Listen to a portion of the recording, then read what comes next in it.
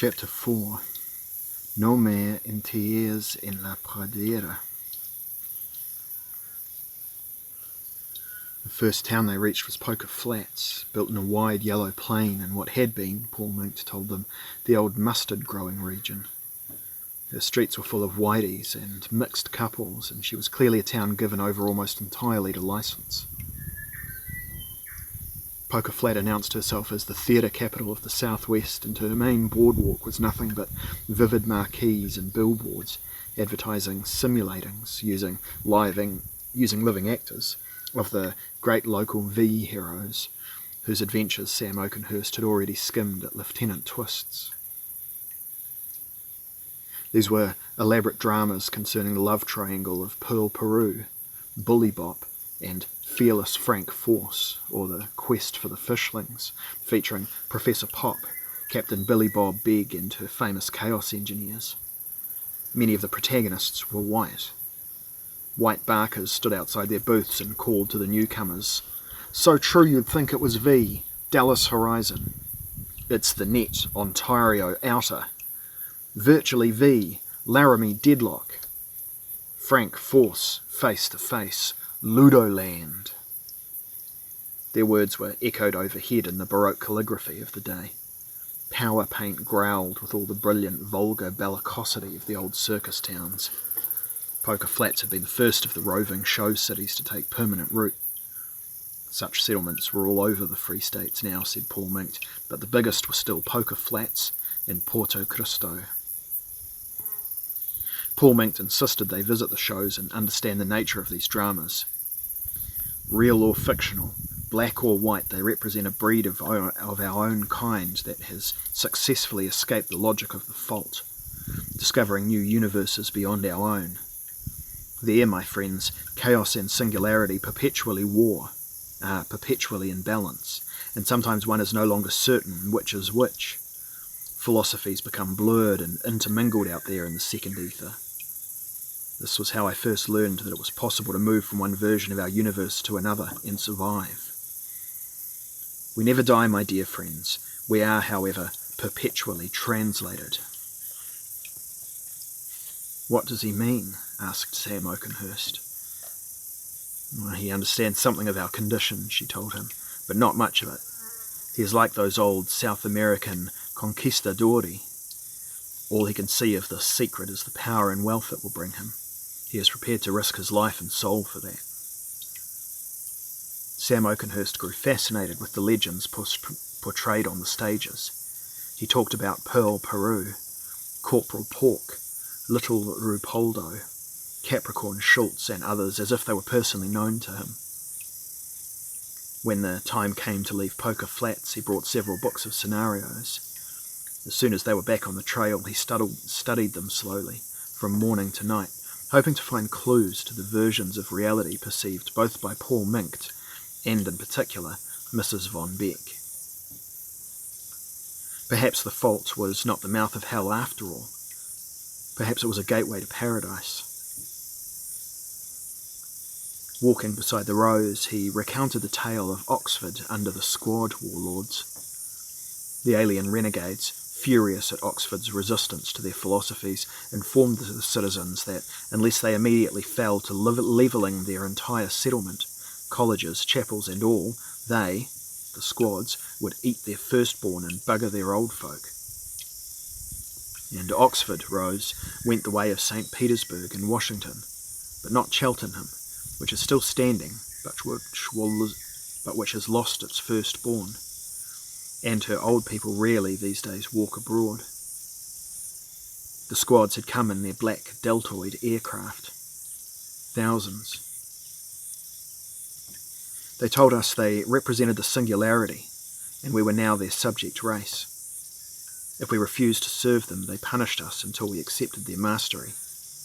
They have conquered, they boast, half the known multiverse and are destined to conquer the rest. Fearless Frank Force is their greatest ace, but nobody knows or understands the loyalties of the merchant venturer, Pearl Peru, whom he loves to distraction. His love is not returned. Pearl's passion is for Bully Bop alone, and Bully Bop is a thorn in the side of the singularity. Nobody is sure of her secret identity. Honour demands that Frank Force issue no challenge to his rival, yet Bullybop is marked by the singularity as an outlaw. Here now is the moral conundrum we must solve before we can proceed along a further branch. There is a road after all, Rose. There are many roads and crossroads, I can sense them. We can choose some which exist, or we can create our own, but there's a formula I know, and I must learn it. This mania came over one of my men the first time we ever passed through Poker Flats. Poor Minkt was cheerfully dismissive of the Rose's fears. They either recover or they don't. In the end we had to shoot Peter Agooby, poor chap. Lead on, Mrs. Von Beck, I'll take care of Mr. Oakenhurst. It will pass, she said. He will gain control of himself soon, I am sure. For my sake, Sam, if not your own.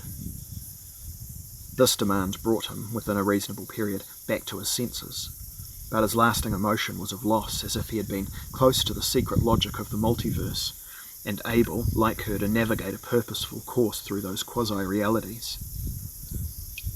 He could not make himself throw away his scenarios. He buried them deep at the bottom of his knapsack. It's unflattering to have a V character for a rival. She pretended amusement. They had found some good beds in a ghost town about 100 k's from San Augustine. She indulged her weariness, her poor temper. What is the actuality of this Pearl Peru? She sailed by accident through the cloud of saffron, and that made her a heroine? In any circumstances, Sam Oakenhurst would have decided that it was impolitic to show admiration for a character with whom the Rose seemed to be on intimate terms and whom she disliked. Such experiences were not, he told himself, helping his sense of identity. Once he caught himself yearning for the familiarity of the Machinois shutterbox. Those people were real, he knew, but what he had experienced as myth, she had experienced as history. He vowed that he must never lose her. He was prepared to change most of his life for her. His curiosity about her was as great as his love. Now, he thought, they are impossible to separate. Our shoots are interwound. Our luck is the same. We are of the just. He had a moment's understanding that he had given up his own madness in favour of hers. What had he accepted? You are sworn to this, she reminded him. From now on you must accept only what I determine as the truth. You will survive no other way. Any independent decision of yours could result in my death. You know this, Sam. You have dealt the hands. Now you must play my game or we are both dead. Well, this is new to me, he said. Play it anyway.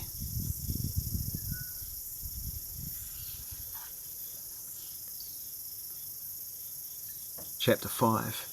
Two-Step Della Texas.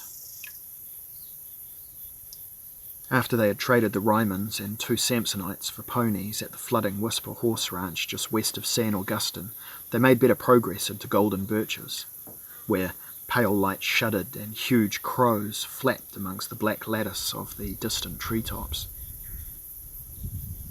They arrived in Lufkin to discover that the Pennsylvania rooms were still run by Major Moira Malu, the shade of an elegant old swashbuckler who had fought with Kit Ondar Taylor at Pam Pam Ridge and had carried the flag to victory for Charles Deslons in 07.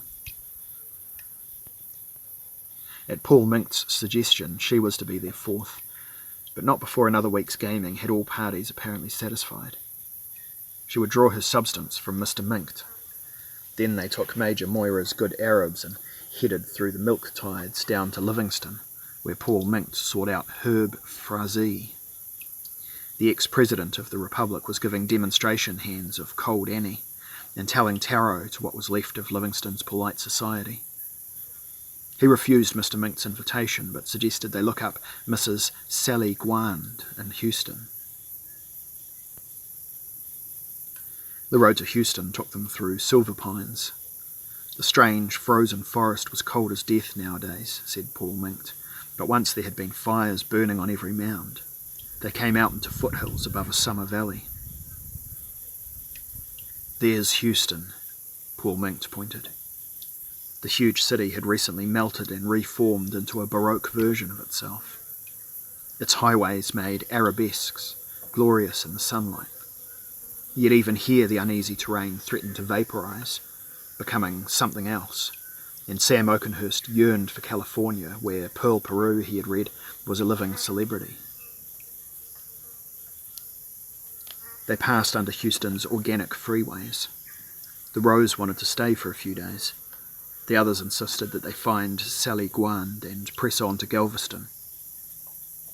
But when Major Moira Malu led them to Sally Guand's old offices above the Union Station, the buildings were melted shells and the rails had twisted themselves into one vast, elongated, abstract sculpture, disappearing in the direction of Los Angeles. Here, as everywhere, black and white lived as best they could, equals amongst the ruins, and miscegenation was not uncommon. They lost the road some 20 k's from Houston, used up their provisions and were forced to shoot a horse before they got to another trace full of abandoned buses and pickup trucks, which took them across to Old Galveston to find Jasmine Shah, who had been operating a bar on the harbour front until the local vigilantes busted her huge cache of piles noires. Her dark locks hiding a long, vulpine face, she was ready, she said, to do almost anything. Yet she would only come in with them after she had whispered strict conditions to each one in private. She revealed that she, like Major Moira, was now a shade. Paul Minkt had hesitated after she spoke to him, but then he nodded agreement.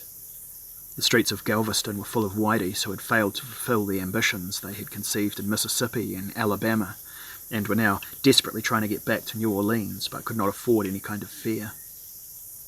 Black travellers were beset by scores of them, whining for help.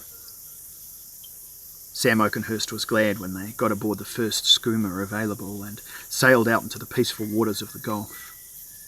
He and the Rose now had a better judgment of the situation, a better measure of the situation, and yet he no longer had faith in his own good judgment. The thought of New Orleans was already beginning to obsess him. The Rose begged him to rally. "It seems Mr. Minkt does intend to sail into the fault. Yet why would he insist on your finding us a meat boat?" Paul Minkt had commissioned Sam Oakenhurst to approach the Machinois. "Does he want us alive when he goes in?" Both agreed that Paul Minkt had needed more partners only after Swiftthorne had stirred some memory. "How does he plan to kill us?" Sam wondered. "Perhaps he will not kill me until he has made sure of you, Rose, and you are necessary to him, I think. He knows you can help him." "But you too are necessary if he is to get that meat boat. You heard him insist. It must only be a meat boat. Has anyone ever volunteered to sail on such a boat?" "It is forbidden," said Sam Oakenhurst. "He knows it is." "Well, then he demands of you a complex betrayal. Is this how he would weaken us?" The Rose began to brush her exquisite hair. "Who would you betray?" "Not you," he said. "Not myself. Nothing I value." "Betray the Machinois, and surely you betray yourself. You have explained all this to me. And in betraying yourself, you must betray me. How will you resolve this?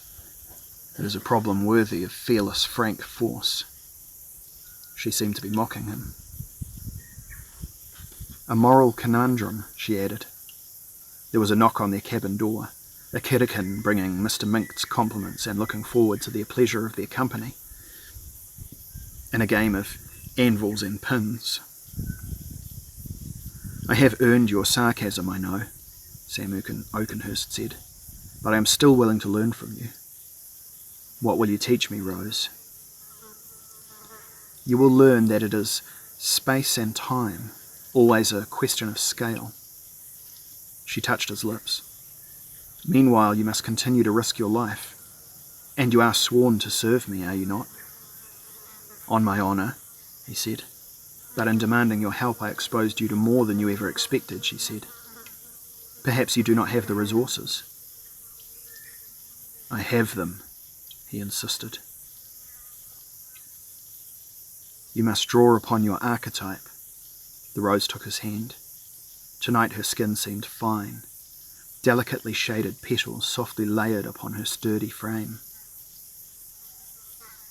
I have lost my home and must destroy the man who robbed me of it. We are only barely related as species, you and I, but it is time and scale which separate us, Sam.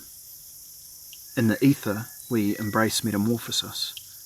You and I, Sam, understand the dominant law of the multiverse. We are ruled by multiplying chance, but we need not be controlled by it.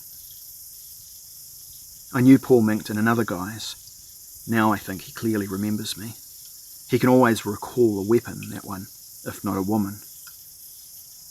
This pair, these shadows are an afterthought.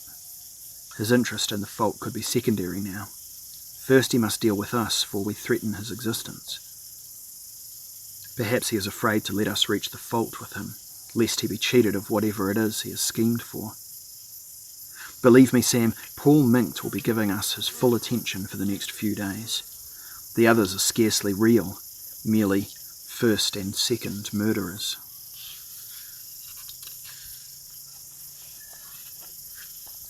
Chapter 6. J'ai passé devant ta porte. The machinois had sniffed us coming. Sam Oakenhurst stood at the rail of a great triple-hulled schooner and saw through Major Moira's glass that his brothers and sisters had assembled to greet him. Their snorting, half-organic vehicles, dark green and brown with senility, drooled and defecated on the quayside, while neither citizen nor armed militia dare show disgust or objection. In their city, the machinois were ignored for the same reason quakes were ignored in Los Angeles. They were unavoidable, uncontrollable, and unpredictable. Mr. Sam Oakenhurst tasted their power as greedily as he embraced their kinship. His veins thrilled with the memory of long rituals under the shutterbox, his lingering initiations, his education and seduction. Beware, he signalled the rose, for I am enraptured already. I love you, Rose, only you. The rose held fast to him and gave him the strength she could spare. He knew there was no physical danger. Any decision of his would be accepted, for he threatened nothing the machinois valued. This knowledge was insufficient to steady his nerve. He had to call on his every resource and never reveal a hint of his condition to Paul Minkt and his colleagues. The rose, understanding the importance of this deception to her own interests, gave him more support. She had no choice. He was her only ally, and while he lived, so did she. And she loved him, she said. By the time they had clambered down the gangway to the lighter, he was scarcely able to disguise the signs of his massive emotional conflict. With her help, however, he succeeded. He stood at last foursquare on the quayside, clutching her arm once before advancing towards the middle vehicle from which oddly tattooed hands beckoned, their fingers fractured and reset at peculiar angles with inserted precious stones and gold. Gnarled as old hedges, the hands had the appearance of eccentrically made robot digits, jointed and decorated for their beauty rather than their function. The rose was casual enough as she turned to inform a nervous Mr. Minkt that Sam Oakenhurst spoke machinois perfectly. He is the only possible interpreter. He will get us a swift passage to Biloxi. It must be the meat boat. Paul Minkt was wheezing from his recent climb up the iron water stair. I know they reserve it for themselves, but it is what we must have. By arrangement with the ship's captain, they were to stay in Rue Dauphine of the Hotel Audubon, a collection of old iron slave shacks turned into elegant cabines à la mode. The uniformed whiteys who greeted them at the gates were not permitted to take the little luggage the gamblers brought. These were cabins of choice, let only to passing visitors of their own high persuasion. When they were settled, Paul Minkt told them they must assemble at Brown's Bar View on Royale, where he would hire the back room and a couple of simul bottles. They could thus link up for a rough and ready run-through of their plan to enter the Fold to board the meat boat. "We'll be going in through Mustard Splash or Ketchup Cove." The bottles were the best quality the Rose had ever seen. Mere shades, Major Moira and Jasmine Shah were nonetheless experts at handling and conducting the bottles, massaging unstable gases, nursing their milky energy into responsive motes. Before they had arrived, Paul Minkt had refused to tell her why they must go to this trouble, when the terminal's huge V resource was at anyone's disposal. He appeared to have reasons for not alerting the people at the terminal to his intentions. Her instinct told her that this whole charade was part of a complicated plot to trap her before killing her. It was unnecessarily elaborate, she thought. But it was that which convinced her. Elaboration was Paul Minkt's trademark. It was characteristic of his whole game thus to hide a simple brute intention. Had he known she was in Guadalajara? If so, even Paul Minkt's affectation for M&E was a part of his plot against her. She was admiring of his mind for detail. She had known him in many roles, but usually he had not recognised her so quickly. When Mr. Oakenhurst rejoined them at Brown's, he seemed introspective, but carefree enough, almost euphoric. He told them that they had the Machinois blessing to take the meat boat to Biloxi. This was, they must all understand, a considerable privilege. Moira Malu said she appreciated the implications. Only Paul Minkt accepted the news casually, as if Mr. Oakenhurst had done no more than act as a go-between. "And how much do these great barons charge us, Mr. Oakenhurst, for the privilege?" "Nothing, Mr. Minkt. They act upon my word alone." Flimsy enough, then. Sam Oakenhurst took a glaring interest in the screens, his mood threatening. "Not sure I can stand that smell for such a long voyage," said Jasmine Shah. She had changed to red satin, she said, in honour of the occasion. She sported a feathery fan. "We must endure it until Biloxi," murmured Paul Minkt, looking up from the bottles and retorts of his quasi-V, his mask reflecting the brilliant, ever-changing rhythms of the angry pastels. "They are unpredictable, are they not, sir, these psychics? Sometimes they seem to need us more than we need them, but I expect they are agreeable people, by and large." Sam Oakenhurst knew he had nothing much more to fear until they were actually aboard the meat boat. He took his place with the other four around the viewing bowls, which flooded them now in bright blues and vivid pinks, adjusting to a formal plum colour as Paul Minkt stroked his back upper to make shapes from the enlivened dust. Some of the images were familiar, but many were not. Sam Oakenhurst found them obscene. "We have agreed a common principle, my dears." Paul Minkt seemed a little sanctimonious.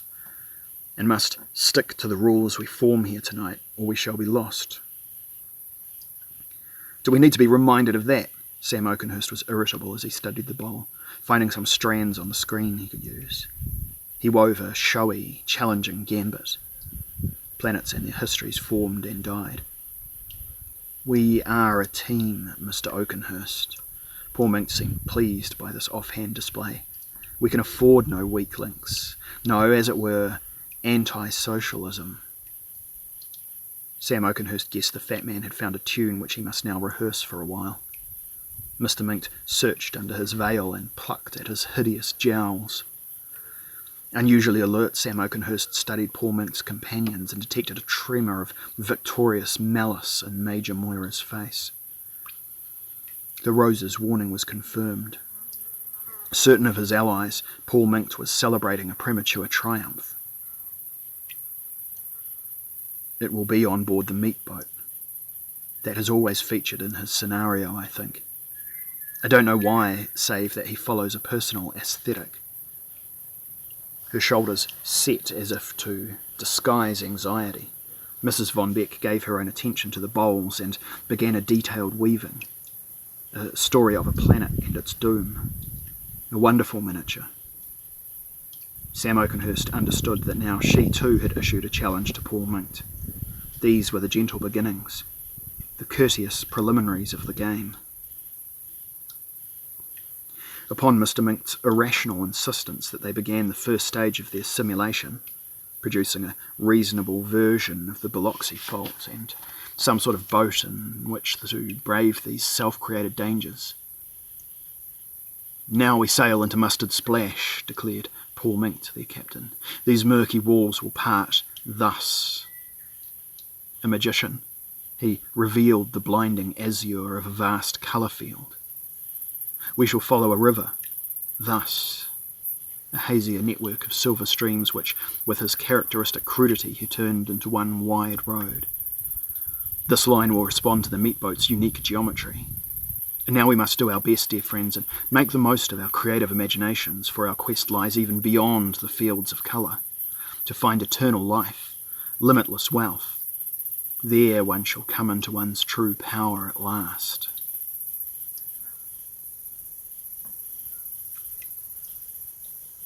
Later in their cabin, Sam Oakenhurst and the Rose agreed that the exercise had been a complicated sham, a violent and exhausting process with no other purpose, as far as they could tell, than to display Paul Minkt's artistic skills.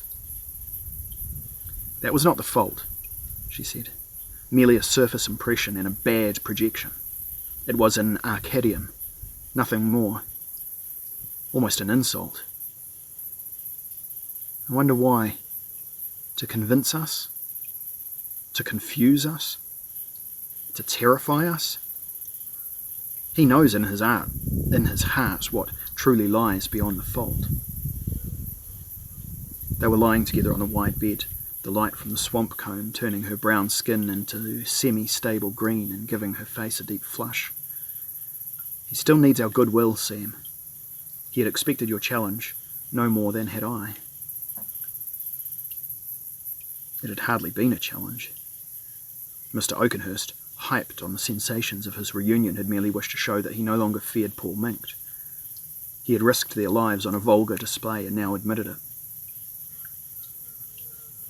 She began to laugh with quiet spontaneity. "I have a feeling he did not care to notice anyway. He was preparing his talents for his demo. Let that hand ride for a while, Sam, and we'll see what happens."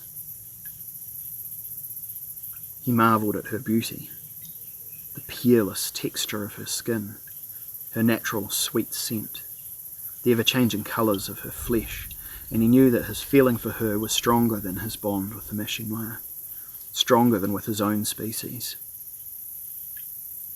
"We are defenceless if he decides to kill us before the meat boat leaves," he said. "I'm pretty scared, Rose."